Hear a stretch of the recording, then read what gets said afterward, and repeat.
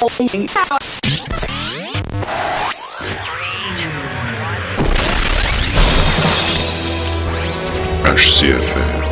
le podcast autour du cinéma.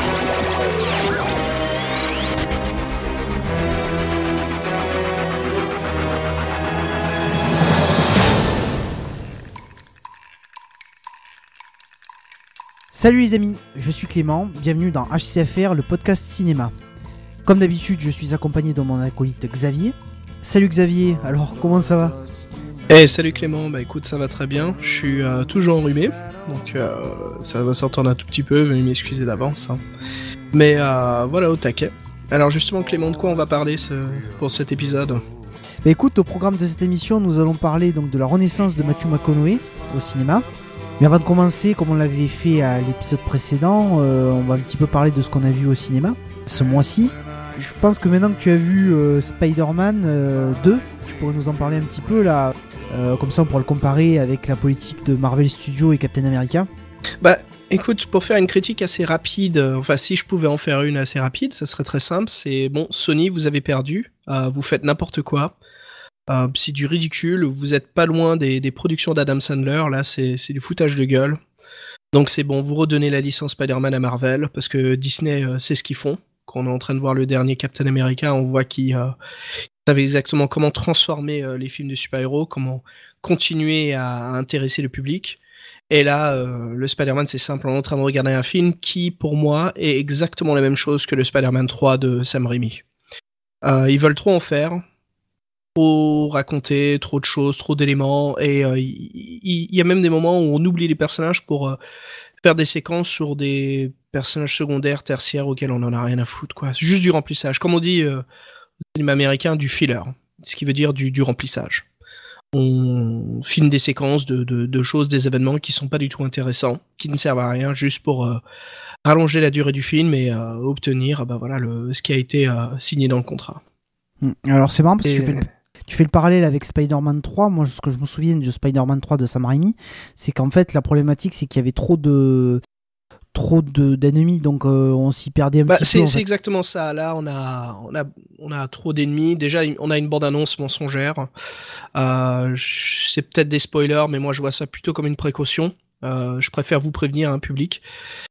Si vous vous souvenez, dans la bande-annonce, on voit tout de suite le rhinocéros. Alors, sachez qu'il n'apparaît pas du tout dans le film. Ok, je mens. Il apparaît dans les 2 dernières minutes. Il sert vraiment à une bande-annonce pour le Sinister Six, qui est le prochain produit comic movie de Sony Pictures. Donc, je sais que moi, ça m'avait fait bizarre, ça, dans le film. Mais l'antagoniste reste avant tout Electro, et il y a d'autres personnages. J'ai pas envie de spoiler, mais c'est un vrai bordel, c'est n'importe quoi. C'est très décevant, hein. Franchement, moi j'ai vraiment déçu, et à la fin de la séance, je me suis dit mais qu'est-ce que je viens de voir, quoi. C'était n'importe quoi. C'était vraiment, je vous livre du produit pour la masse consommation, voilà, achetez un ticket, allez c'est Spider-Man, c'est bon, les gens ils vont acheter. En effet, les gens ils ont acheté, je me suis fait avoir. Ouais. Moi ce qui m'avait fait un petit peu peur en fait dans les bandes d'annonces, c'était l'aspect hyper visible des CGI. Est-ce que ça t'a sauté aux yeux aussi ? On a l'impression d'avoir des cutscenes comme dans les jeux vidéo au bout d'un moment. On a des séquences full 3D, CGI, magnifique, joli, hein. Mais on sort de tout élément, vital du film. Tout est en 3D. Il y a plus rien de réaliste. On est complètement je dirais pas paumé, mais on perd complètement pied de l'œuvre, quoi. On est en train de visualiser vraiment toute une séquence cinématique comme dans un jeu vidéo. On revient au même, ça a pas d'âme, ça a rien en fait, c'est juste ok, on comprend que Spider-Man se balade de toi en toi, on n'est pas obligé de faire durer ça, voilà, on met 2-3 plans, on a pigé, quoi. Ça manque d'âme en fait, mais bon, de toute façon ce genre de produit ça a pas d'âme, hein. Là c'est un film sur commande, hein. Là on sent vraiment que Sony a eu besoin de le faire pour une question de licence, hein. Ouais, à ce point-là, parce que c'est vrai que bon, à côté on a Captain America, qui moi à mon sens a quand même réussi le pari de renouveler un petit peu le cycle de la franchise Marvel Studios au cinéma. Et pour moi c'est un pari gagnant parce que vraiment je m'attendais pas à quelque chose d'aussi novateur en fait dans l'esprit. Alors qu'est-ce que t'en as pensé toi, Xavier ? Ah non, Captain America, c'est tout l'inverse. Là, on a vraiment un film. Disney nous montre en fait que non, on n'est pas là pour faire de la commande. Enfin, il y a un peu de ça, mais si c'était un plat culinaire, il serait succulent. On sait pourquoi on a acheté un ticket. On va voir un film de super-héros Marvel. Surtout à notre époque, comme on a discuté dans des précédents podcasts, hein, Clément, c'est l'avalanche, hein, des films de comics. Mais là, justement, on en a un qui prend son temps à la production. On a un réal compétent et on a quelqu'un qui met bien les choses. Enfin, la mise en scène est parfaite. On a des courses-poursuites sans bande originale et qui marchent, qui sont palpitantes. On a un jeu d'acteur parfait, on a un scénario qui nous prend pas pour des cons.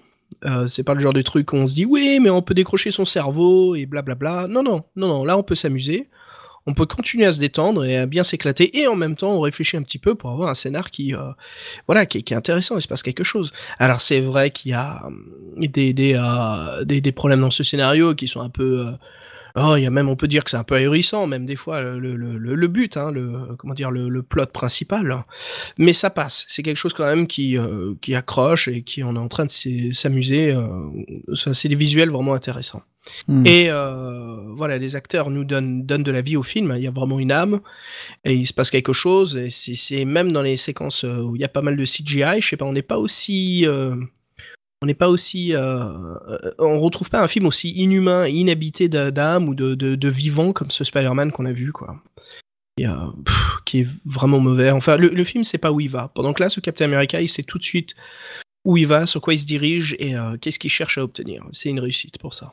Ouais, moi ce que j'avais beaucoup apprécié aussi, c'était le développement des personnages qui d'un coup prennent vraiment une certaine profondeur. Et je trouve que c'est presque ce qui manquait en fait un petit peu au premier Captain America. Bah, là vaut mieux, hein, parce que ça fait quand même je sais pas quel numéro de film Marvel, hein, qui suit l'histoire des Avengers et tout. Il était temps, hein. Et ça c'est encore une question de réalisateur, hein, ça.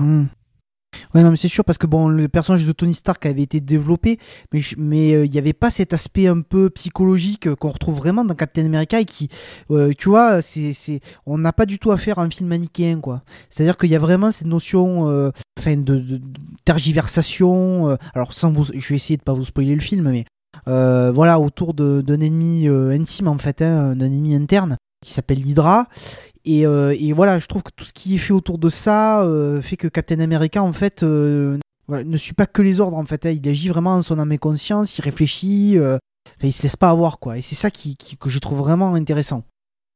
Ouais, le personnage réfléchit, c'est sûr. On se retrouve pas comme dans un slasher où c'est un grand nunuche qui comprend rien du tout, qui hésite pas à faire des groupes de 1 dans une maison hantée, ouais, c'est sûr. Après, ouais, c'est un scénario assez moderne aussi pour Captain America. C'est quelque chose qui prend pas les routes traditionnelles, hein, du film de super-héros où il y a un méchant et un gentil, et le méchant a une armée de méchants et le gentil fait une armée de gentils. C'est le grand combat à la fin. Là, on est dans un scénario un peu plus, peut-être c'est un peu un grand mot, hein, mais un peu plus complexe. Voilà, il y a quelque chose un peu plus recherché. On n'a pas un méchant tout de suite qui est on a le Winter Soldier, hein, qu'on voit très bien dans la bande-annonce. Mais à savoir, ce qui est très intéressant, ce n'est pas l'antagoniste, c'est celui du film de Captain America, mais c'est pas le personnage, l'antagoniste principal de tout ce qui se passe dans l'histoire, en fait, le développement du scénario.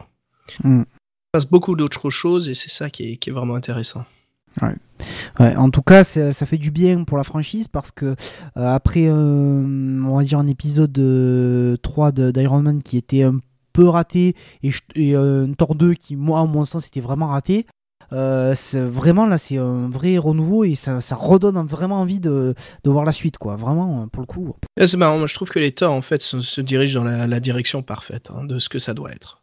Thor nous livre un produit comme Dino De Laurentiis nous livre des Conan le Barbare. Alors je parle bien des anciens Conan le Barbare, hein, pas le moderne là avec Jason Momoa qui est atroce, qui est stupide. Mais voilà, c'est marrant, mais la licence Thor, enfin une licence, hein, elle appartient quand même à Disney, mais ce qu'ils font avec, je trouve c'est bien. Il faut faire des films d'action fantastiques qui sont pas compliqués du tout, qui sont un peu nunuches, on peut dire même, divertissants avant tout. Mais c'est là où ça se différencie du Spider-Man qui appartient à Sony Pictures, c'est ce Spider-Man essaye de dramatiser, hein. Ouais. Vraiment, hein, ils mettent ça en avant. Hein. On développe un personnage, il y a des problèmes de famille, il y a un complot, qu'est-ce qui se passe, pourquoi le père de Peter Parker, pourquoi ses parents ont disparu quand il était jeune, oui, quand on a lu les comics, on le sait, mais là, c'est pas raison. Là, on voit un film et le film va nous donner la vision, quoi, la vision des choses, la vision du réalisateur hein, là-dessus. Et j'ai l'impression qu'ils perdent pied, quoi. Ils se rendent pas compte que c'est une histoire de comic books avant tout, quoi. Faut arrêter de vouloir faire quelque chose d'autre. Faut des fois pas oublier quel est le projet qu'on est en train de réaliser. Le Captain America a osé faire quelque chose de très différent, a osé vouloir faire du dramatique et le réussit parfaitement. A changé, un peu moderniser le Captain America, hein, qui est avant tout le personnage patriotique qui défend l'Amérique. Et là, justement, il l'utilise d'une façon bien plus moderne et qui marche, quoi. Pendant que ce Spider-Man, en fait, c'est du fast-food pour moi. C'était vraiment du McDonald's horrible. C'était non, mais ça c'est voilà. Si un film qui m'a bien frustré, c'était ce Spider-Man 2. Bon, donc on vous le conseille pas alors. Ah, vivement non. Après, n'hésitez pas à vous faire votre propre point de vue. Hein.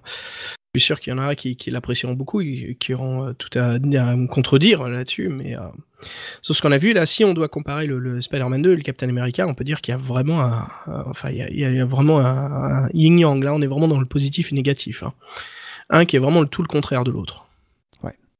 Bon, prochain comics au cinéma, ça sera X-Men Days of the Future Past, donc qui sort le mois prochain. A priori, je pense que là, il est vraiment attendu au tournant et j'espère que pour le coup, la Fox a pas merdé, quoi, hein, parce que sinon, ça risque d'être un peu compliqué pour. C'est intéressant parce que la Fox est rattachée à Sony Pictures, donc faut voir ce qui va se passer maintenant. Ouais, c'est vrai. Mais bon, ils ont quand même deux visions différentes de l'exploitation de ces franchises, quoi. Ah ouais, complètement. Hein. Bah, comme en train de nous prouver Disney maintenant. Ouais. Donc voilà. Et là, Disney réussit avec Marvel, donc tu vois, moi ça m'intéresse. Après, sur un autre sujet, un autre topic, bon, pas pour s'étaler dessus, mais juste par curiosité, c'est Disney et Star Wars maintenant. Ah oui, tu m'étonnes. En plus, là, on a eu donc la fameuse photo casting qui a tourné tout le web, là. Ouais. Bah alors, parle-nous-en un petit peu. Bah écoute, dans cette photo, on voit bien tous les acteurs autour d'un brunch en train de discuter du script, si je me trompe pas, et puis on a le réalisateur J.J. Abrams qui est avec eux. La photo qui montre bien que les nouveaux et les anciens sont là. Donc nouvelle génération et ancienne génération. Moi, ce qui m'a vraiment plu de cette photo, c'est qu'il n'y a aucun lien avec les préquels, donc épisodes 1, 2 et 3. Ce qui est bon signe. Oui, Après, voilà, il y a toujours la curiosité, hein, je veux dire. Et on verra ce qui se passe. Mais en tout cas, c'est bien qu'on n'ait pas de Qui-Gon Jinn ou d'Obi, enfin de cette bon Dieu, ça m'a fait mal à la tête rien que de dire le personnage de Qui-Gon Jinn. Hein. Qu'est-ce que c'est des films horribles, ça. Hein. C'est vraiment horrible. Ah non, mais c'est atroce. En tout cas, moi, je suis bien content que ce soit J.J. Abrams, tu vois, qui est la réalisation, parce qu'à mon sens, après avoir vu donc notamment le Star Trek Into Darkness qui est sorti l'année dernière, moi, à mon sens, c'est quand même un maître en la matière de c'est Star Trek sur attraction, les Star Wars avant tout. Tu vois, moi j'aurais beaucoup plus. J'ai pas trop confiance en J.J. Abrams avec la licence Star Wars. Tu vois, au contraire. Je trouve que. Tu vois, le premier Star Trek, ok. Ouais, en effet. Tu vois, on voit qu'il pourrait faire du Star Wars. Mais après, quand tu vois le deuxième, tu dis ouf, aïe. Il était vraiment mauvais, moi j'ai trouvé le deuxième. Hein. C'était ce qu'on appelle moi j'appelle ça, comme disait Hitchcock, c'est un sandwich movie. Hein. C'est un sandwich film. C'est vraiment comme un sandwich. T'as mangé un sandwich qui était vachement bon. Sur le moment où tu sors de la salle du cinéma, tu dis ah ouais putain, c'était énorme. Et puis tu te rends compte à la fin que non, c'est juste un sandwich quoi. Même s'il était super bon, ça reste un sandwich. 2 bouts de pain avec n'importe quoi au milieu. Et là c'est ce que je sors de Into Darkness et je me dis ok super. Puis la nuit passe un peu et puis je me dis bon mais en fait c'était de la junk quoi. Ce que j'ai vu c'était vraiment horrible. C'était un film qui reprenait toutes les bases en fait de tout ce qui marchait dans les anciens Star Trek, de la Revanche de Khan, qui a recyclé tous les éléments qu'on a vus avant. Et c'était vraiment de la junk quoi, ça passe pas.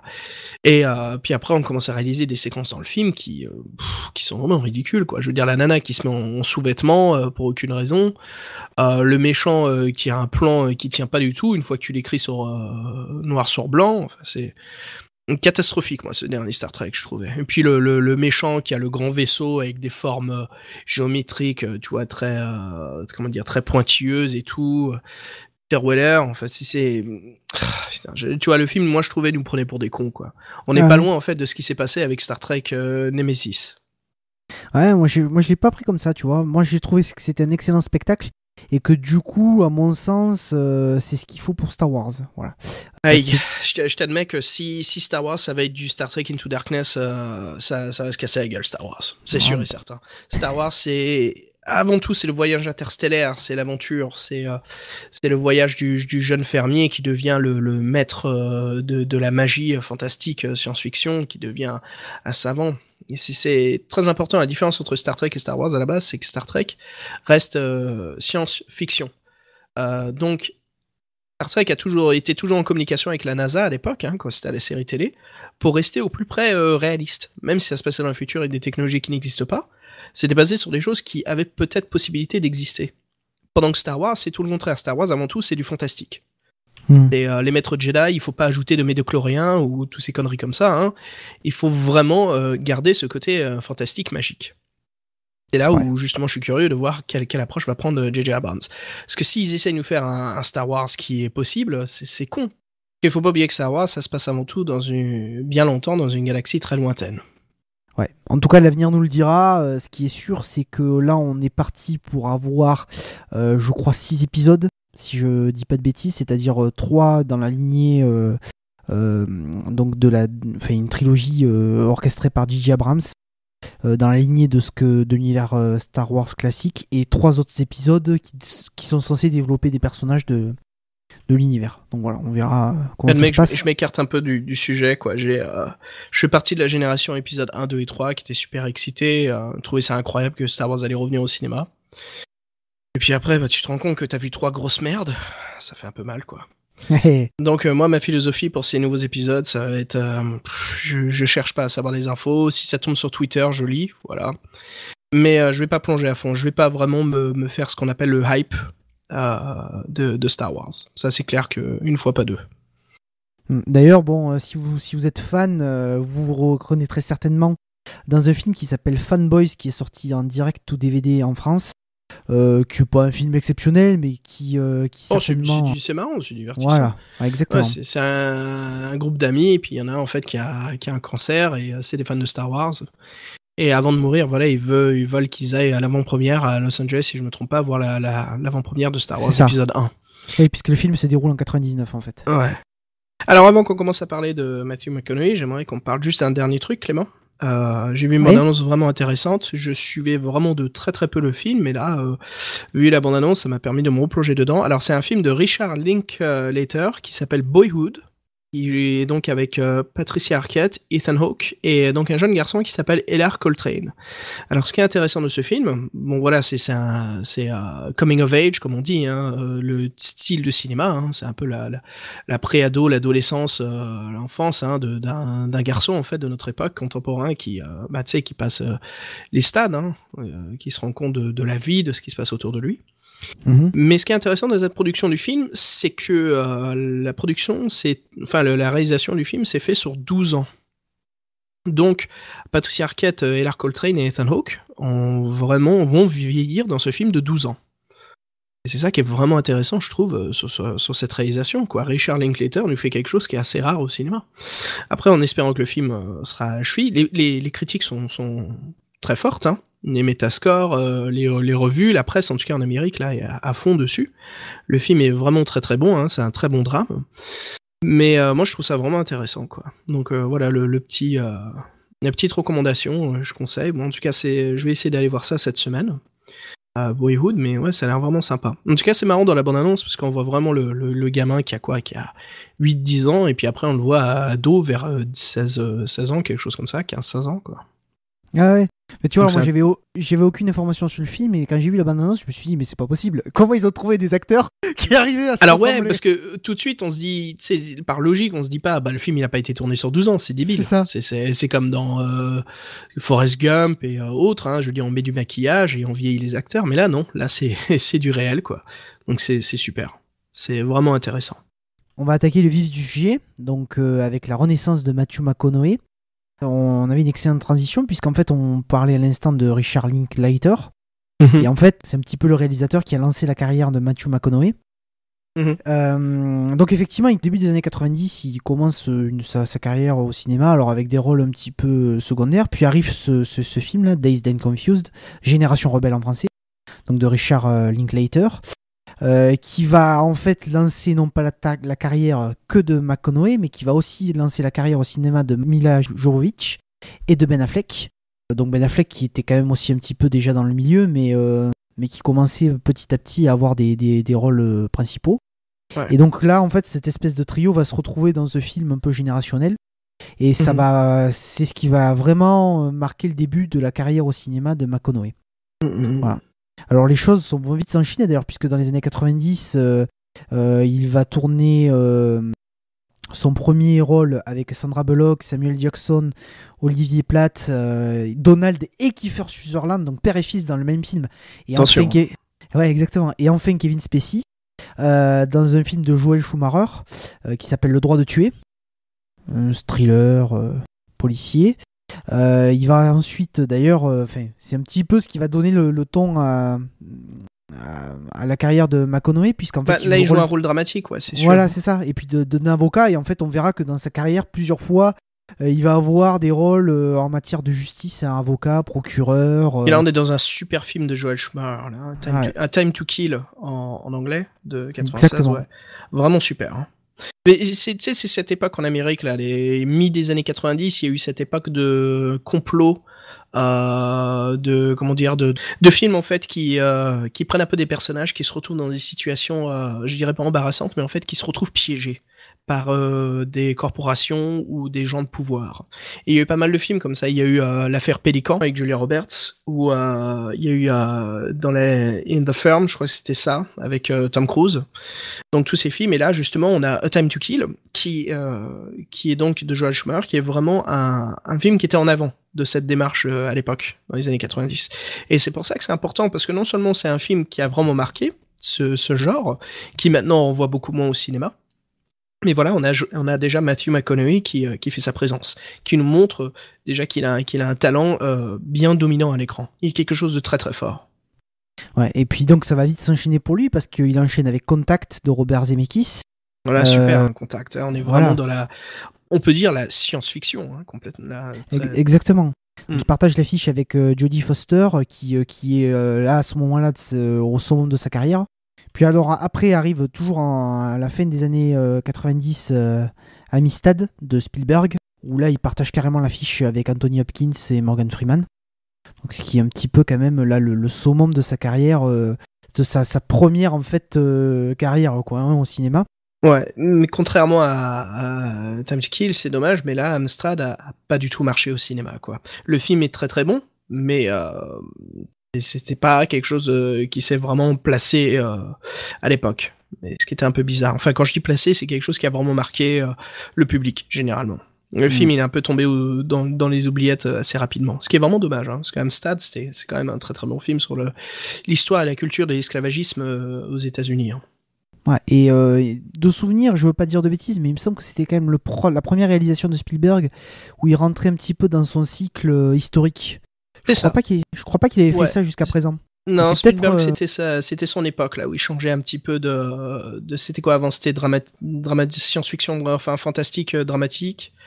Et puis après il a eu son époque drama, et puis là il revient justement sur son époque historique. Et puis après voilà, dans les années 2000, début 2000, hein, il a eu tout son époque comédie, on peut dire, je sais pas si on peut dire comédie dramatique. Ouais, comédie dramatique, ouais. Ouais. Et puis après il retourne dans le dramatique, hein, dès qu'il y a eu Munich. Ça, c'était le Spielberg qui revient vers son côté Schindler's List à l'époque. Bah justement, Clément, là, on s'approche un peu des années 2000, où on va voir qu'il y a un énorme changement dans le type de rôle que joue Matthew McConaughey. Et juste avant ça, on a en 99 un film de Ron Howard qui s'appelle Ed TV.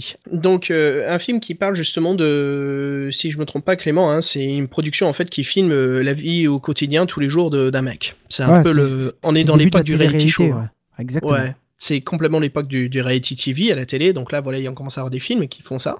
Alors, ce qui est intéressant, c'est il y a pas longtemps avant, en 98, il y a eu un autre film du même genre, qui s'appelle donc The Truman Show avec Jim Carrey. Et The Truman Show, c'est marrant, ces deux films en fait sont un peu retrouvés dans un match de boxe au cinéma en Amérique, parce que voilà, les sujets étaient très similaires. Le truc, la différence, c'est que voilà, The Truman Show traitait plus le personnage de Jim Carrey, et c'était plus un film dramatique qui prenait vraiment l'éveil d'un personnage à se rendre compte qu'il y a un autre monde, un autre univers. Et TV, en fait, tapait plutôt dans l'humour romantique et dans les blagues un peu, tu sais, les blagues sexuelles vite fait, qu'on peut retrouver dans pas mal de comédies aujourd'hui, hein. Les petites blagues sexuelles, les choses comme ça, l'humour assez facile, c'est le pipi caca qu'on peut retrouver dans pas mal d'autres films. Donc il y a eu vraiment une différence là-dessus je vais dire de qualité. Bon, malgré cela, Ed TV, ça reste quand même une comédie assez rigolote, hein, mais c'est vrai que pour le sujet qui est très ressemblable à Truman Show, là, il y a vraiment il y a un niveau en moins, là. Ce qui est marrant, c'est dans Ed TV, on retrouve Woody Harrelson aussi. Ouais, c'est marrant, les deux Texans, là. Ouais, mais qui tous les deux jouent le rôle de vrais abrutis, quoi. Hein, ah ouais, dire ce qui est. Voilà, et puis si vous le regardez les films en VO, c'est intéressant, mais celui-ci, là, on a quand même deux acteurs, Woody Harrelson. Alors c'est marrant, hein, regarde, t'as vu qui est-ce qu'on retrouve là, Clément? Et ça aussi, ça va revenir à la fin du podcast. Mais là, on a Matthew McConaughey et Woody Harrelson. Ouais. Non, c'est clair. Hein. Ça sonne une cloche. Exactement. Bah, on reviendra plus tard. Je crois, on va éviter de dire le nom, mais je crois qu'il y en a certains déjà qui se disent on sait qu'est-ce qui se passe, on sait quel est le sujet. Hein. Exactement. Donc voilà, et là, on peut dire que Clément, c'est presque l'entrée de la comédie romantique dans la carrière Matthew McConaughey. Ouais. Mais on sent quand même que non. Tu vois ce que je veux dire? C'est il est en train de se battre, il aime bien jouer, et là, justement, il commence à avoir des rôles de action héros. Ouais, exactement. Et le tout premier qu'on a, c'est U571 en 2000, de Jonathan Mostow. Exactement. Qui est pas mal en fait. Ça raconte, bon, c'est pas tout à fait correct, c'est pas, enfin, pour l'histoire hein, de la Deuxième Guerre mondiale, mais c'est une équipe de Marines américains, Deuxième Guerre mondiale, qui doivent récupérer, j'ai oublié le nom, mais c'est les fameuses boîtes nazies en fait qui tapaient des codes, et boîtes à écrire. Donc encodé. Ça reprenait un peu cette histoire-là, c'était basé en fait sur les faits réels, mais ils avaient changé un peu l'histoire. Donc voilà, c'est ces Marines américains qui prennent en otage un sous-marin nazi et qui essayent de ramener cette boîte au port américain hein, pour pouvoir décoder tous les messages nazis. C'est un bon film, c'est pas mal, hein. Moi je sais pas ce que t'en as pensé toi, mais c'était assez sympa. Le film a eu quand même des critiques assez méchantes. Hein. Ouais, mais alors en France pas trop, il a été assez bien reçu. Moi, je retiendrai surtout quand même que c'est un petit peu le dernier bon film avec Harvey Keitel. Ouais, on avait un casting de fou. Il y avait aussi Bill Paxton. Hein. Ouais, exact. Et malheureusement, il y avait John Bon Jovi aussi. c'est ces acteurs-là qu'on va pas trop retrouver finalement dans les années 2000, hein, qui vont être non, c'est un peu la fin de leur phase. Hein. Exactement. Et donc c'est effectivement, comme tu le disais, c'est l'un des premiers films action movie avec McConaughey. Mais justement, son prochain, je sais pas si tu te souviens, c'est marrant, mais tout de suite, c'est le Wedding Planner, je sais pas ce que c'est en français. Je vais te le dire, c'est Un mariage trop parfait en français. Voilà. Un mariage trop parfait, voilà. Un film qu'on oubliera trop parfaitement. Mais voilà, et puis tu vois, ça rentre un peu dans toute cette mode, hein, parce que là, ça continue. Après, on est vraiment dans ce mélange action-héros et romantique boy, quoi. Parce qu'en fait, en 2003, il va enchaîner avec Le Règne du Feu. Alors Le Règne du Feu, c'est ce film vraiment qui a subi une production catastrophique.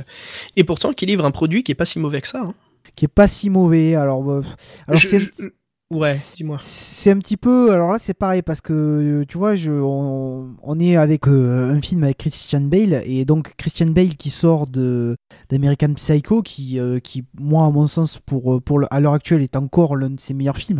Même si, bon, on pourra éventuellement aussi rajouter The Dark Knight, qui est, à mon sens, aussi un chef-d'œuvre, mais American Psycho est vraiment au-dessus de tout ça, quoi. On a Memento aussi. Hein. Ouais, il y a Memento aussi, exact. Mais voilà, donc on arrive sur Le Règne du Feu, qui a quand même particulièrement mal vieilli, tu vois, pour préparer l'émission. Ouais, non, mais ça, c'est sûr et certain, là. Ouais. Ce qui est assez marrant, c'est que McConaughey, il a un rôle un peu bizarre, hein, un peu spécial, et il interprète parfaitement bien, mais ça reste... Il a une transformation physique assez intéressante. Ouais, exactement. Donc, pour la petite histoire, il est chauve, il est ultra musclé, le regard noir. C'est impressionnant hein, de le voir comme ça, ouais. Le vrai GI, quoi. le film où les 3/4 des acteurs sont toujours couverts de goudron. C'est ça. C'est ça, dans une ambiance noire, sombre. Enfin, Ah ça, la vache. Et ça, pour nous faire comprendre que les dragons ont cramé Londres, ça on l'a pigé, hein. Tout est cramé. Hein. Non, c'est un peu too much.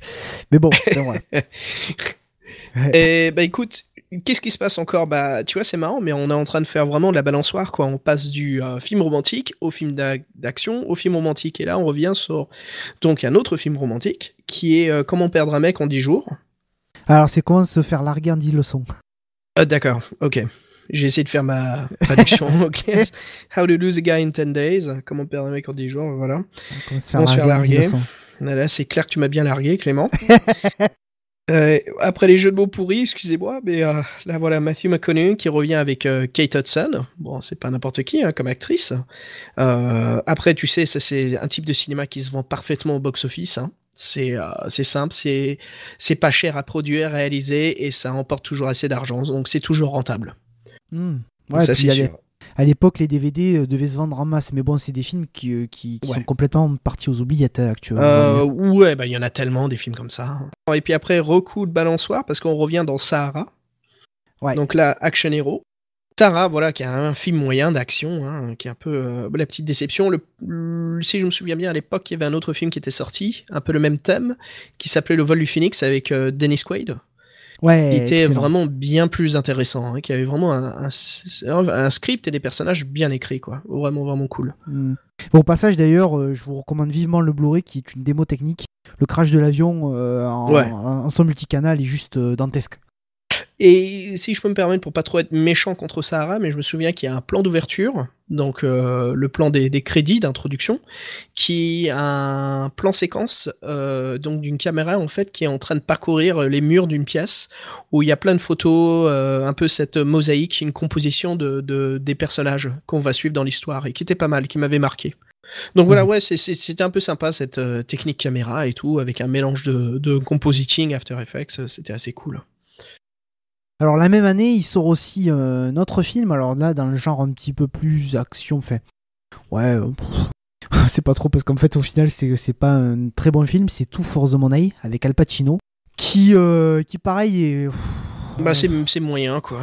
Ouais, bon il joue un petit peu le beau gosse décérébré, mais qui a, ancien footballeur, qui après une blessure se lance dans les paris sportifs, mais qui est pas finalement l'intelligence absolue, quoi, qui s'est un petit peu manipulé par Al Pacino. Puis... on n'a pas un très bon réalisateur sous la main, hein, déjà. Tu sais, DJ Caruso, putain, le nom quand même, DJ Caruso. Et bon, il a des films il a des petits films sympatoches, mais c'est pas quand même quelqu'un qui est connu pour son talent filmographique. Puis on est entre les Paranoia avec Shia LaBeouf, des choses comme ça, hein, on reste dans du produit de vente cinématographique, hein, on n'est pas vraiment dans l'art du cinéma. Ouais. Puis on est dans la mauvaise période d'Al Pacino, hein, puisque dans ces années-là, il enchaîne vraiment des bouses monumentales. Hein. Ah bah là c'est la fin de Pacino, hein, avant, parce que après il finit par jouer des rôles où il fait de la pub pour Dunkin' Donuts, qui est une grande chaîne de vente de donuts en Amérique, hein. Je veux dire, là c'est un peu comme notre Gérard Depardieu qui va finir dans les pubs Quick, hein. C'est un peu ça. Alors moi le summum d'ailleurs, pour la petite histoire, c'est que je vous conseille absolument de voir, qui est magnifique, c'est La Loi et l'Ordre. Aïe aïe aïe. avec De Niro, qui représente franchement ce qui peut se faire de pire, honnêtement, hein. Mais vraiment ce qui peut se faire de pire en matière de cinéma, quoi. Et d'ailleurs c'est assez marrant de voir que ce que fait Stallone avec les Expendables, contresens complet de ce qu'il y avait à l'époque été tenté de faire, avec notamment La Loi et l'Ordre, mais j'en passe d'autres. Et voilà, quoi, c'est ouais, je crois que ton souffle veut tout dire là. Exactement. Donc rebelote, on retourne dans la comédie romantique, hein, juste après, avec cette fois une icône de la comédie romantique, qui est Sarah Jessica Parker. Ouais. Playboy à saisir. Et après, je crois que c'est là, Clément, où on commence à avoir un Matthew McConaughey qui commence à se démontrer un peu plus, une face cachée. Alors, dans un film qui s'appelle We Are Marshall. Exactement, donc de McG. Ouais, alors je sais que tu tiens cher à ce film, Clément. Exactement. Vas-y, parle-nous-en. En fait, moi, c'est un film que j'ai découvert très tard, puisqu'il est inédit en France, hein, que ce soit en termes de sortie cinéma ou de sortie DVD Blu-ray.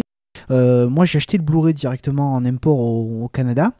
Et j'ai découvert ce film donc tardivement, il y a 2 ans. Et pour moi, ça a été un petit peu une révélation parce que donc c'est un film qui est sorti en 2006. Et c'est un film très américain qui raconte une histoire en fait de la reconstruction d'une équipe de football universitaire après que celle-ci ait été anéantie par un crash d'avion. Donc voilà, ça se passe dans les années 60 aux États-Unis.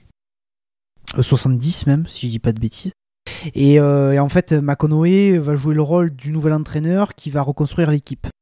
Et dans ce film-là, en fait, il est accompagné de Matthew Fox, qui à l'époque en fait est en plein tournage de Lost et qui profite un petit peu de cette de cette mise en lumière pour faire un petit peu du cinéma quoi, hein, en fait, de sortir du monde de la série. Ce qui est assez étonnant d'ailleurs, c'est que Matthew Fox, on n'entend plus parler ces dernières années là, on sait pas trop ce qu'il devient. Enfin voilà, bon. Mais en tout cas, tout ça pour dire que moi je trouve que c'est le c'est le seul film que je trouve de la carrière de McGee qui vaut le coup d'être vu. Alors je connais ton amour profond, notamment pour Terminator 4. Hein. Oh, d'où Jésus, je crois qu'on en a assez parlé. Ah bah justement Clément, si ça te dit, on va faire une petite pub, hein, parce que tous les deux on fait aussi d'autres podcasts ensemble. On fait un podcast qui s'appelle VHS Massacre.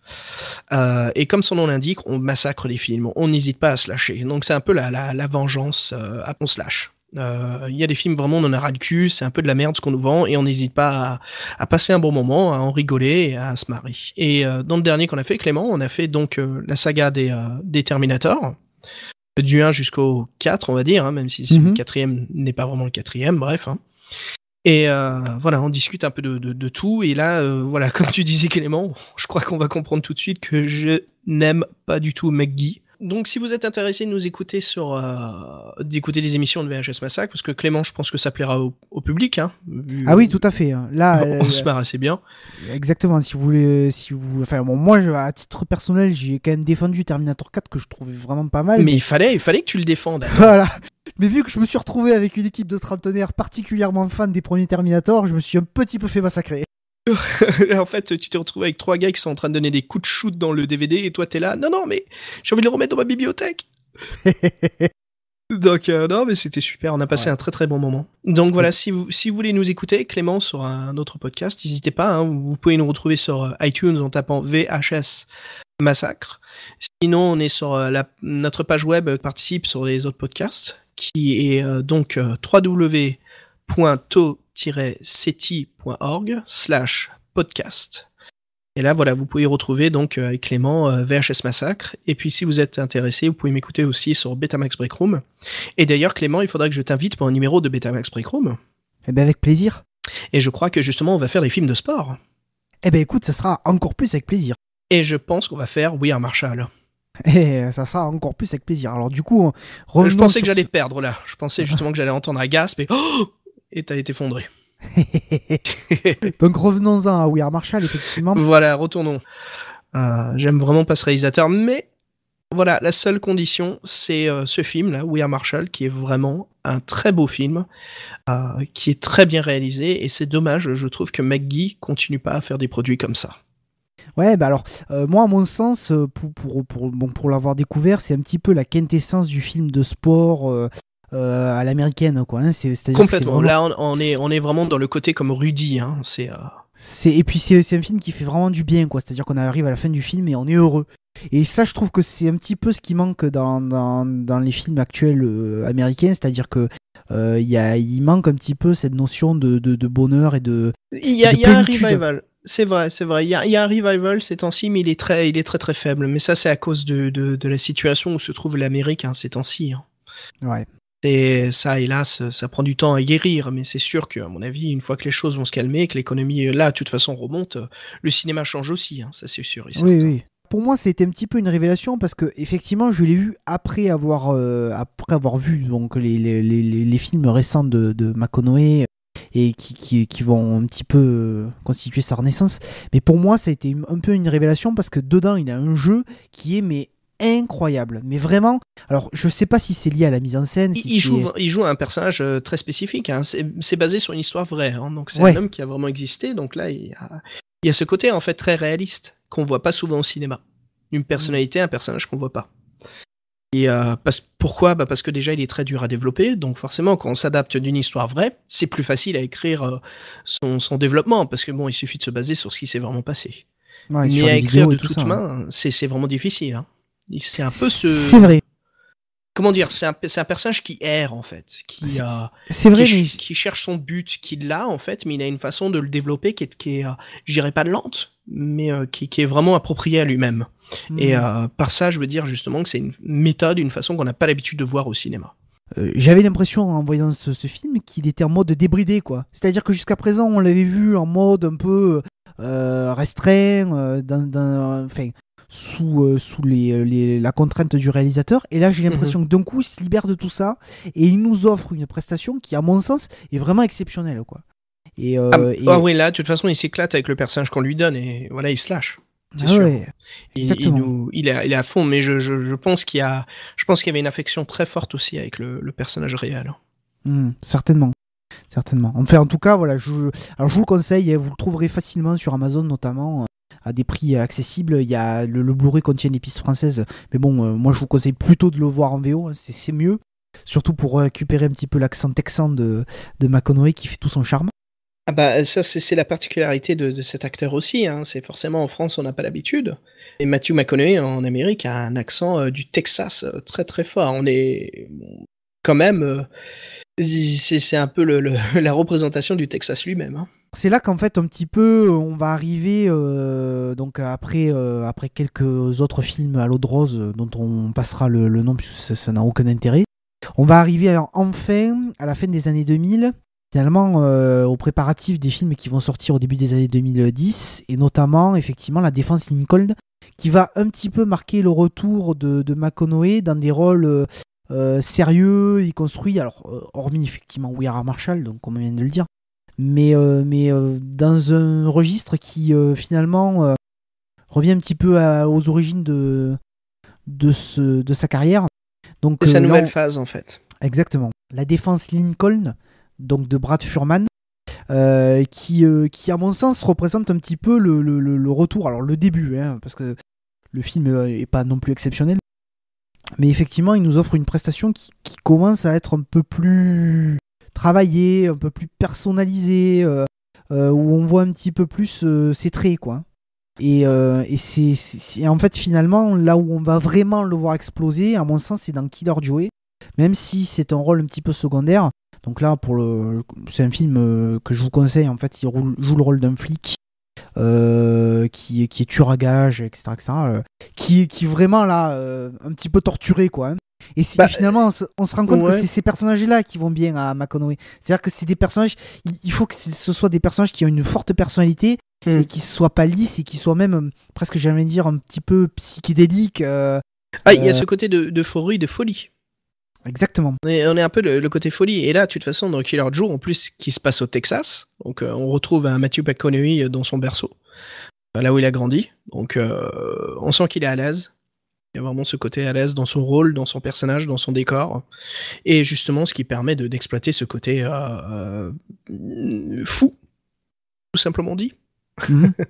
Et c'est assez marrant parce que tu vois, du coup, il va aussi après enchaîner avec Bernie, où là encore il joue le rôle donc d'un procureur texan. Donc Bernie, c'est pareil, c'est un film qui est inédit en français complètement, qui est jamais sorti ni au cinéma ni en DVD, et qui en fait, à mon sens, c'est peut-être l'un des meilleurs films de Jack Black. Donc si vous avez les moyens de l'acheter au Canada en import, ça peut être pas mal. Ouais, non, ça vaut le coup. Si vous aimez le bon cinéma, là, faut pas hésiter. Hein. Exactement. Et puis là, encore une fois, c'est Richard Linklater, donc c'est un réalisateur qui nous montre vraiment, qui nous fait du beau cinéma. Exactement. De belles histoires, il y a une belle façon de la cinématographie est magnifique hein, à chaque fois. Je veux dire, on a Before Sunrise de 95 et Before Sunset de 2004, hein, qui sont de très très beaux films. Et puis bon, après, c'est vrai qu'en 2013, il y a eu le dernier de cette trilogie, c'est Before Midnight. Et c'est vrai que ce Richard Linklater, il a vraiment été important pour Matthew McConaughey, et puisqu'il a commencé sa carrière, et puis finalement, il a été un petit peu aussi à l'origine de sa renaissance, quoi. Ouais. Je me demande s'ils sont amis, je sais pas trop après sur l'histoire, mais j'ai un peu cette impression, en fait, parce que souvent, les réalisateurs comme ça qui reviennent vers certains acteurs, tu sais, il y a ce côté... peut-être c'est sa muse ou quelque chose comme ça, quoi. Il y a des phases de développement de vie qui sont vachement importants. Exactement. Je pense que c'est le cas. Hein. Honnêtement, je pense que c'est le cas. C'est vraiment intéressant comme situation là. Ouais. Alors, il est également à l'affiche de Paperboy dans un second rôle, parce qu'en fait, au début des années 2010, il enchaîne pas mal aussi des seconds rôles. Alors, Paperboy, donc de Lee Daniels, qui est pas un très bon film, hein, avec Zac Efron et Nicole Non, très Kidman. médiocre. Hein. C'est dommage parce que ça nous promettait vraiment le retour du road movie. Hein. C'est ça. Mais bon, final, c'était un peu un échec, quoi. Ouais. Exactement. Autre second rôle dans Magic Mike de Soderbergh, où là, on peut dire clairement qu'il pique la vedette à Channing Tatum, quoi. Hein. qui peut pas faire grand chose face à la personnalité débordante et au personnage de McConaughey qui est complètement déphasé, quoi. Il y a une différence de poids là entre les deux, c'est sûr et certain. Au niveau d'acteur, là, c'est flagrant. Hein. Ouais. Channing Tatum, rigolo et star levante du cinéma, hein, on voit de plus en plus, on le voit dans pas mal de films nunuches, ça serait bien de le voir dans des films un peu plus dramatiques, qu'on a eu l'occasion, là, dans Piégé, mais ouais, c'est pas le même niveau, hein, c'est pas le même kilo que Matthew McConaughey, là, Ouais, c'est dans un niveau, même physiquement d'ailleurs, McConaughey il est vraiment impressionnant dans ce film où il joue où McConaughey et Channing Tatum jouent tous les deux le rôle de stripteaseur. L'un plus aguerri, en l'occurrence McConaughey, et l'autre débutant, Channing Tatum. Et c'est dans tous les sens du terme, en fait, McConaughey est supérieur. Et vraiment, c'est un film, moi, à mon sens majeur de Soderbergh. A priori, il y a une suite qui est en préparation. Mais ce n'est pas Soderbergh qui réalise. Malheureusement. Mais malheureusement ou pas d'ailleurs, puisque Xavier, je crois que tu es assez fan du réalisateur de Magic Mike XXL. Là. Exactement, c'est Gregory Jacobs. Attention, Gregory Jacobs, quand même, encore une fois, c'est un de ces réalisateurs qui a un œil à la caméra visuel, qui sait comment marquer un plan, qui travaille tous ses plans. Donc c'est quelqu'un, tu sais, Clément, comme on connaît, hein, c'est quelqu'un qui sait que chaque plan d'un film est important. On néglige pas, en fait. Il n'y a pas ce côté pratique, économique où, allez, on tourne, champ contre champ, vite fait, c'est fini, voilà, on passe, fin de journée, on paye tout le monde, bam. Non, il y a ce côté vraiment où on fait de l'art, on fait du cinéma, on est dans le 7e art. Donc voilà, c'est vraiment intéressant. Et c'est pour ça que moi, écoute, moi, le Magic Mike, le premier, j'ai pas encore pu le voir, pas parce que c'est des films sur des Chip and Dale ou stripteasers, mais c'est plus que j'ai pas encore eu le temps de voir, mais en tout cas ça m'intéresse beaucoup, hein, vu que c'est pas n'importe quel réalisateur. Ouais. Mais là, le Magic Mike XXL, c'est sûr que ça m'intéresse aussi. Ouais. Alors là, on est vraiment dans une phase préparatoire à sa renaissance, et au final, en fait, le film qui va complètement déclencher le phénomène McConaughey, c'est Mud. Alors Mud, c'est un film de Jeff Nichols qui pour le moment nous a sorti 3 films, donc presque j'ai envie de dire 3 petits bijoux. Hein. Jeff Nichols, ouais, c'est un réalisateur je crois qu'il est des fin des années 70. Hein. Donc c'est quelqu'un qui a une vue assez moderne sur le cinéma. Et en effet, ouais, on a Shotgun Stories qui est vraiment intéressant, et puis Take Shelter de 2011 qui est fascinant aussi. Hein. Donc c'est ce genre de réalisateur qui fait pas, je crois que c'est un film tous les 2 ans, quelque chose comme ça. C'est ça. Donc c'est sûr que c'est pas un réalisateur sur commande, mais c'est sûr qu'on a envie d'en voir plus. Hein. Ouais, c'est évident. Alors donc là, il offre clairement à McConaughey le rôle de sa renaissance, quoi. Hein. Donc Mud est présenté en compétition officielle à Cannes en 2012. Pour moi, ça a vraiment été une révélation. Alors, le film est exceptionnel en tout point. Moi, je note également la révélation de l'acteur Ty Sheridan, l'acteur qui joue l'un des 2 gamins, là, qui est incroyable. Mais vraiment, à mon sens, c'est surtout la direction de Jeff Nichols qui fait beaucoup, mais il y a aussi quand même un petit peu le jeu d'acteur qui rentre en compte, et voilà. Ty Sheridan, on va le voir beaucoup plus souvent là, en 2014 et 2015 au cinéma, c'est sûr. Ouais. Et puis il y a McConaughey qui est mais incroyable, quoi. Hein. Alors là on commence à sentir de plus en plus ce côté lourd, quoi. Il a ce côté, quand je dis lourd, c'est son jeu d'acteur qui est dramatique, qui est imposant, pas dans une façon négative, mais qui nous spectateurs, qui nous prend par les tripes, quoi. Et c'est marrant parce qu'il a peu de dialogue dans le film, mais rien que sa présence physique en impose de suite, quoi. Face à la caméra, ça, en fait. Mais en fait, ça devient un acteur qui marque un film, quoi. Et tu vois, là, on s'approche beaucoup de. Je crois qu'on est très proche de. On arrive vers Dallas Buyers Club et Wolf of Wall Street.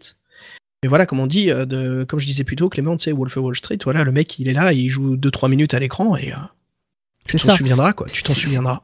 Exactement. C'est-à-dire que Wolf of Wall Street, il fait 3 heures le film, hein, on est d'accord. McConaughey doit apparaître à l'écran peut-être, on va dire. Je dirais pas plus que 5 minutes, moi. 10 minutes, je pense, mais. Parce que la séquence du repas, du dîner, elle est assez longue, mais après, c'est très très court ce qu'il y a avant dans les bureaux. C'est ça. Allez, on va dire 10 minutes au max, quoi. Juste pour se donner le ratio de possibilités. Mais ouais, c'est rien du tout dans un film de 3 heures. C'est ça. Et ce qui est incroyable, c'est que au moment de la présentation du film dans ces différentes bandes annonces, ce passage-là est systématiquement repris. Et c'est-à-dire que pourtant c'est un personnage qui presque, enfin, il a un intérêt certain dans la construction du personnage de DiCaprio, mais en fait au final dans le film c'est presque c'est 10 minutes sur 3 heures, c'est rien, et pourtant ça marque. C'est hyper marquant, et d'ailleurs ils l'ont bien compris, puisque pour vendre le film ils se sont beaucoup servis de McConaughey, hein, ça je savais pas du tout qu'il était utilisé comme ça dans les bandes annonces. J'ai vu aucune bande annonce de Wolf of Wall Street. Ah non, mais c'est incroyable, où il se tape sur la poitrine, où il chante, c'est le truc, c'est un moment important dans le scénario aussi du film, ça. Exactement. Et puis vous remarquerez d'ailleurs que sur le générique de fin, c'est McConaughey qui chante encore une nouvelle fois son donc voilà, c'était sympa, pour une petite histoire, c'est pas mal. Mais donc même si c'est un rôle très secondaire, il a une présence incroyable dans le film, quoi, et on l'oublie pas. Comme tu le disais, Xavier, arrive finalement la reconnaissance ultime pour le cinéma américain. Dallas Buyers Club. Exactement. Justement, Clément, Dallas Buyers Club, c'est un film assez monumental. Hein. Avant tout, c'est comme une fresque qui clôture un peu l'histoire de la culture, de tout ce qui s'est passé en fait avec le SIDA en Amérique dans les années 80. C'est juste l'histoire d'un électricien en fait, et puis arnaqueur. Que joue Matthew McConaughey, qui essaye d'aider les patients qui ont le sida. Voilà, qui essaye de s'occuper d'eux et de les gérer. Et en fait, ça rentre dans sa culture qui est important, comme je disais, dans les années 80, parce que MTV, quasiment toutes les chaînes qui parlaient au public jeune, il y avait tous cette concentration de masse autour du sida, d'avertir, d'essayer d'éviter la propagation du virus. Et après, dans le cinéma, ça a marqué toute cette culture, en fait, d'une jeunesse, en fait, qui était en train de mourir et qui ne croyait plus dans le monde où ils étaient. Donc, ça a permis au cinéma de développer pas mal de films. Il y a eu aussi pas mal de chanteurs, comme Madonna, qui a beaucoup participé. C'est dans ses chansons, il y en a certaines où il y a ce côté qui parle du sida, de AIDS.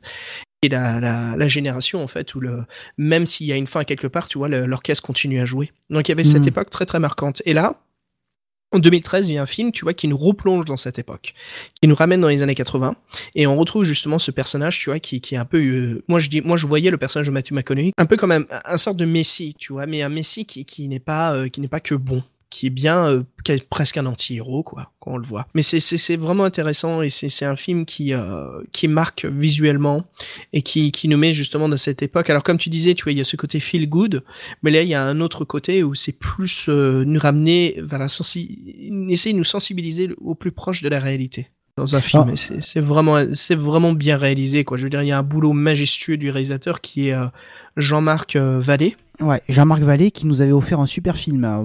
Pour moi, c'était un petit peu une révélation. Je considère vraiment ce film-là comme un très très bon film. C'est Crazy. Crazy, ouais. Donc Jean-Marc Vallée, pour la petite histoire, c'est un réalisateur canadien. Donc attention, si tu veux nommer Crazy, le film s'appelle pas comme ça correctement. Hein. Oui, C-R-I-Z-I. Ouais. Exactement, ouais. C-R-A-Z-Y. Voilà, vraiment. C'est une histoire de fou quand même. Ouais, et donc c'est un petit peu le film qui va révéler Marc-André Grondin. Et pour moi, je le considère vraiment, je vais presque dire comme un chef-d'œuvre, hein, parce que je trouve que ça fait partie de ces films qui sont ultra touchants et un peu dans la lignée de Little Miss Sunshine. Avec beaucoup plus de qualité visuelle. Ouais. Parce que Little Miss Sunshine, c'est un peu le film. Écoute, moi, je veux pas être méchant, hein. Mais ça tape trop facilement, en fait, tu vois, dans le cœur. Tu vois ce que je veux dire ? Ça joue trop le violon rapidement. C'est un bon film, hein, mais ça va trop facilement vers la sensibilisation. Pendant que des films, tu vois, comme Crazy, de Jean-Marc Vallée, là, par contre, et puis, comme je disais un peu plus tôt, Café de Flore, c'est des films qui le font bien. tu sais, ça sent que c'est pas une approche facile, tu vois. C'est pas le gamin muet avec son oncle, tu vois, qui est un gay renfermé. Enfin, tout ce truc, tu vois. On te donne des personnages déjà. Tu sens que c'est facile de dramatiser. Ouais. Tu sens qu'il y a une possibilité très facile de commencer à taper dans les sentiments. Là, dans les films de Jean-Marc Vallée, il y a vraiment un traitement balèze, quoi. C'est des personnages très complexes, qui ont plusieurs façades. Comme on dit, tu sais, c'est un personnage, quand on écrit un personnage dans une fiction, il a 3 dimensions. Il a vraiment son côté physique, psychologique et politique. Et là, ces 3 façades sont vraiment bien traitées, ce qui nous permet justement de développer les personnages, tu vois, pendant 2 heures de film, d'une façon très intéressante, qui rentre dans plusieurs conflits, en fait. On n'est pas dans un seul conflit de personnages, on est dans plusieurs. Et on rentre vraiment dans un réalisme de personnages réels, comme des gens qui nous entourent, ou des choses que nous, on a déjà ressenties. Donc là, ça commence à nous rentrer dans du personnel, et c'est là où on se retrouve plus facilement raccroché au personnage. C'est vrai que McConaughey, il s'est vraiment défoncé pour ce rôle, puisqu'il a quand même perdu énormément de masse musculaire. Ah la vache, ouais. Il est cadavérique, on peut dire ça. Hein, un acteur qui s'était musclé quelques années auparavant pour Magic Mike, et là, Dallas Buyers Club, voilà, c'est... Personnellement, je reproche quand même... Enfin, pour moi, c'est pas la meilleure prestation de McConaughey. C'est-à-dire qu'elle est impressionnante parce qu'effectivement, physiquement, il a changé pour le film. Et en ça, et aux États-Unis, on aime beaucoup ça, et donc forcément, son Oscar, il le mérite pour ça. Mais c'est plus le scénario du film qui fait le film. C'est pas McConaughey. McConaughey joue très bien le rôle, mais c'est pas lui qui l'emporte. C'est le scénario qui l'emporte avant tout. C'est ça. D'autant plus que je trouve que les personnages manquent un petit peu en fait de profondeur dans le film. C'est-à-dire que on creuse pas. On est très concentré sur effectivement le sida, l'histoire des médicaments. Comme je te disais avant, c'est plus une fresque. Hein. Ça reprend vraiment une fresque visuelle, c'est pour ça. C'est ça. Ouais. Mais c'est un petit peu dommage de ne pas avoir creusé les personnages finalement. Je pense qu'après ça en aurait trop dit, tu vois ce que je veux dire? Oui, peut-être, certainement. T'aurais peut-être, moi je pense, j'ai pensé à la même chose que toi, tu vois, je me suis dit, ah putain c'est con parce qu'il y a quand même McConaughey, tu vois. Et puis après j'y réfléchis, je me dis, ouais mais c'est vraiment très important tout ce qu'on a vu, que tu sens que c'est, je pense que ça a été une contrainte à la production ça. Hein. Je suis sûr que dans les brainstorming, à l'écriture, c'était vraiment un truc qui les gênait. Mais c'est là, où, encore une fois, tu vois, tout au début du podcast, on parlait des films qui n'ont pas du tout le même calibre, hein, mais tu vois, de trop en faire, ou justement de se concentrer sur des choses plus simples, et de développer beaucoup plus. Et là, le problème, c'est comme on est en train de faire une fresque d'une époque, très importante de la culture américaine sur le sida, il faut vraiment traiter cette culture-là du médicament, des personnes, en fait. Et donc, tu introduis un personnage, mais attention, il peut pas emporter l'histoire, parce que l'histoire n'est pas sur le personnage lui-même, mais plus sur l'époque où ce personnage est en train de vivre. Ouais, et il a porté de ce qu'il a fait, quoi, de son action. Ouais. Mais ce qui est un petit peu dommage, moi je trouve, c'est que justement McConaughey, il a un Oscar sur un rôle qui finalement ne représente pas très bien son intérêt réel. Ouais. C'est-à-dire que McConaughey, lui, moi je trouve que là où il joue le mieux, c'est quand il a des personnages qui sont torturés, qui ont une vraie profondeur. Bah justement, comme tu parles de torture, je crois qu'on va sauter au prochain, ouais. Ouais, qu'est-ce que t'en dis? On va parler de True Detective. Voilà, exactement. Et là, c'est voilà, pour moi, si tu veux, True Detective, à mon avis, la série a été construite autour de McConaughey. Et c'est là que et tu vois, là, on revient, comme on avait dit plus tôt, la Ed TV, on revient sur Matthew McConaughey et Woody Harrelson. Et attention, True Detective, c'est ce genre de série télé américaine, petite commande, puissante. Et il y en a pas beaucoup comme ça dans l'histoire de la télé US. Hein. Ouais, parce que finalement, c'est une série qui, à mon sens, n'a pas coûté très cher à produire. Parce que non, c'est du vachement cheap à la prod, c'est super. Voilà, il y a 8 épisodes, la plupart des plans sont tournés dans des... Ce que j'ai l'impression de voir, moi, c'est en fait, c'était une fiction, mais il y avait tellement de choses à dire que ça s'est transformé en série télé. C'est ça. Et puis ce qui est impressionnant, contrairement à Dallas Buyers Club, c'est que le personnage de McConaughey est tellement développé que vraiment, voilà, on a l'impression que les scénaristes ont construit le personnage pour lui, expressément pour lui, et je trouve que voilà, ça lui va tellement comme un gant que c'est parfait, quoi. Pour moi, c'est ce que j'ai vu de mieux jusqu'à présent. Ah là, c'est là où il mérite son Oscar. Là, c'est... Ah non, mais c'est clair, pour moi, l'Oscar de Dallas Buyers Club, en fait, c'est plus l'Oscar de True Detective, quoi. Tout à fait. Non, ça c'est sûr et certain. D'ailleurs, on le voit tellement que Woody Harrelson passe finalement pour un acteur de seconde zone à côté, quoi. Oh, t'es méchant. Oui, en fait, c'est-à-dire que Woody Harrelson, c'est du Woody Harrelson, quoi. Ouais, mais c'est parce que l'histoire ne le pousse. Journée et compagnie, quoi. Ouais, mais l'histoire ne le pousse pas autant que le personnage de Matthew McConaughey. C'est ça, c'est vrai. Moi, tu as True Detective, ce que je trouve super, c'est simple. On reprend du mythos connu de la littérature américaine. On reprend un peu le mythos de Edgar Allan Poe, mais surtout de H.P. Lovecraft. Il y a eu beaucoup de critiques autour de tout ça, des gens qui disent oui, non, pas tout à fait. Moi, je trouve qu'il y a quand même une utilisation de ça. C'est sûr qu'il y a une inspiration. Donc, on se base sur la littérature, tu vois, du 19e, 20e siècle, qu'on modernise. Et après, voilà, on a HBO derrière qui a un budget qui peut promettre à la série, justement, de bien développer et de bien donner tout ce qu'il faut pour réaliser cette série comme veut la prod et le réalisateur, quoi. Et c'est là où, enfin, je veux dire, qui réalise la série comme le réalisateur le veut, et on sent qu'il y a une production qui écoute, en fait, l'équipe créative. Et ça nous permet, justement, très rarement d'avoir des séries télé comme ça qui marquent. Et moi, je trouve parfait la formule, tu vois, du combien d'épisodes, déjà? 8 épisodes. Je trouve ça parfait, la formule. Et j'espère, et je le souhaite vraiment, qu'il n'y aura pas de saison 2. C'est pas que ça m'a pas intéressé, c'est pas que j'ai envie de revoir, mais c'est parfait parce que ça immacule vraiment la série, en fait. On peut vraiment appeler ça un film à longue durée. Ben en fait, si tu veux, il y aura une saison 2, mais qui n'aura rien à voir avec la saison 1. C'est-à-dire qu'ils vont reprendre d'autres personnages, ça, c'est parfait. D'autres lieux, d'autres... Voilà. C'est parfait, tu vois, là c'est vraiment encore une fois, c'est une recette qu'on trouve à Hollywood, c'est de prendre un thème et un sujet. Bon, l'un des plus connus, c'était supposé être la série de John Carpenter, les Halloween, et chaque année de faire un film basé sur Halloween, donc sur l'horreur, mais de prendre différents personnages, différents thèmes. Donc ça s'est cassé la gueule, mais là, s'ils arrivent à le faire, donc une série qui s'appelle True Detective, mais qui change de formule, enfin pas de formule, on garde ce côté un peu très du meurtre, du côté un peu occulte, toutes ces choses-là qui nous met vraiment dans une situation malsain, mal à l'aise.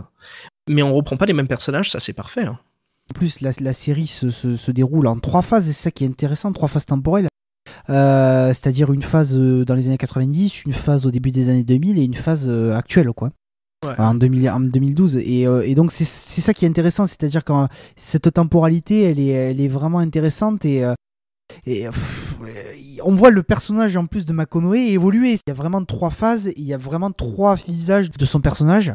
Et ouais, je trouve que c'est tellement bien écrit, c'est tellement puissant, c'est tellement fort. Franchement, on ressort de cette série essoufflé, quoi, mais tellement conquis que moi j'en redemande, quoi. C'est de la bonne télé et je suis d'accord avec toi, on en redemande, mais moi j'ai pas envie de revoir encore les 2 acteurs avec la même situation, j'aurais de voir d'autres, et comme tu dis, en fait, un univers étendu. Non mais c'est serait parfait. C'est sûr. Mais à mon sens, voilà, c'est vraiment ce genre de rôle qu'il faut à McConaughey, de mec torturé. C'est sûr que là il assure ces rôles-là. Hein, non, parfait, mais c'est incroyable, quoi. Et c'est pour ça d'ailleurs que bon, là on a fait un petit peu le tour de tout ce qui est sorti récemment. Mais sa carrière est loin d'être achevée. Et là on passe dans la science-fiction maintenant, Clément, cette année. Exactement. Il sort en novembre, on a le prochain film de Christopher Nolan. Voilà. Et attention, à l'écriture, c'est la fameuse équipe de Dark Knight, donc c'est lui et son frère, Jonathan. Exactement. Et le rôle principal, Matthew McConaughey. Donc là, McConaughey dans la science-fiction. Et je peux te dire que je suis vraiment curieux. C'est la deuxième fois qu'on va voir McConaughey dans un film de science-fiction. Le premier, c'était Contact, avec Jodie Foster, qu'on a... Alors, Contact, Clément, c'est vrai qu'on reste dans la science-fiction, mais on est quand même très pied à terre. Hein. Ouais, mais là, j'ai l'impression que c'est un peu le cas. Alors, c'est un film dont on a très peu d'informations sur l'histoire, en fait. Hein. On sait pas... Le synopsis, c'est juste des scientifiques qui trouvent, en fait, un passage de verre interstellaire pour voyager depuis où ils sont sur Terre à une autre galaxie. Voilà, donc on sait que ça va être autour du voyage spatial, mais en fait on a peu d'informations. On a que dalle, hein. Non, mais ça c'est la beauté de Christopher Nolan, c'est à chaque fois qu'il fait une production, on sait que dalle. Hein. Et on en sait encore moins que Batman, parce que Batman, on pouvait Batman, à part les photos qui ont été relâchées par la presse, là, le fameux combat de Bane, les photos n'étaient pas contents du tout, d'abord que ces photos aient été lâchées sur le web, mais à part ça, on n'a pas eu grand-chose. Hein. C'est ça, mais à la limite, tu vois, c'était Batman, donc on pouvait avoir un petit peu... Je veux dire, c'est sûr et certain qu'on s'attendait à ça, quoi. C'est ça. Mais là, franchement, il est balèze à cacher ses prods. Hein. Je sais pas comment il fait, mais c'est impressionnant. Et puis il y a quand même un sacré casting aussi. Hein. Donc il y a Anna Thaoué, Jessica Chastain, Michael Caine, Casey Affleck, Matt Damon. Enfin voilà, John Lithgow aussi, hein. John Lithgow qui est un excellent acteur qu'on a vu dans autant de booze qu'on a vu dans de très bons films. Hein. C'est un peu ce syndrome qu'on peut dire de Nicolas Cage. Hein. Ouais, c'est vrai. Et autant qu'on peut le voir dans des films Oscar qu'on peut le voir dans des films complètement pourris, nunuches, quoi. Et puis on retrouve vraiment le combo, j'allais dire presque idéal. Alors attention parce qu'il faudra un petit peu, mais à la musique on retrouve bien entendu Hans Zimmer qui donc là entre ça, le scénario, le casting, j'ai presque envie de dire que à mon avis on a presque le combo parfait. Alors attention, je suis pas en train de dire que le film sera exceptionnel. On verra. Mais disons que tous les ingrédients sont réunis pour faire quelque chose de bien, quoi. Voilà, c'est ça, on a tous les bons ingrédients pour faire le plat. Maintenant, il faut voir si la cuisine se passe bien. Voilà, exactement. Donc ça sort en novembre. Et puis, 2 autres films sur lesquels il est crédité et qui sont en production.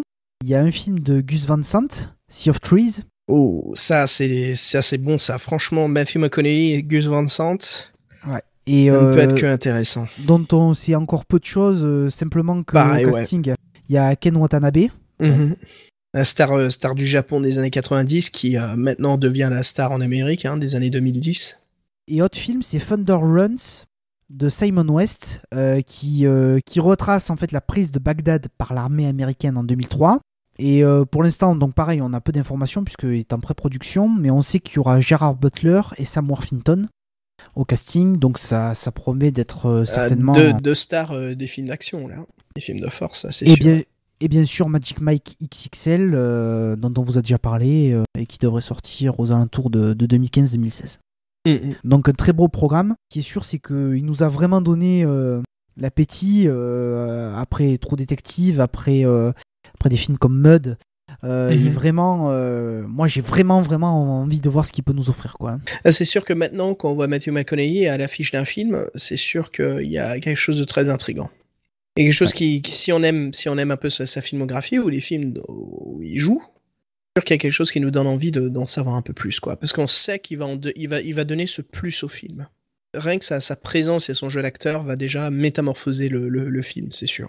Là, il a intérêt effectivement de bien choisir ses nouveaux films et pas retomber dans les films romantiques à l'eau de rose dont on verra. Après, c'est toujours des bons gagne-pains, mais en même temps, c'est vrai qu'on s'en moque un petit peu avec Clément là, mais il est pas mauvais là-dedans non plus. Hein. Il sait bien faire le beau gosse, quoi.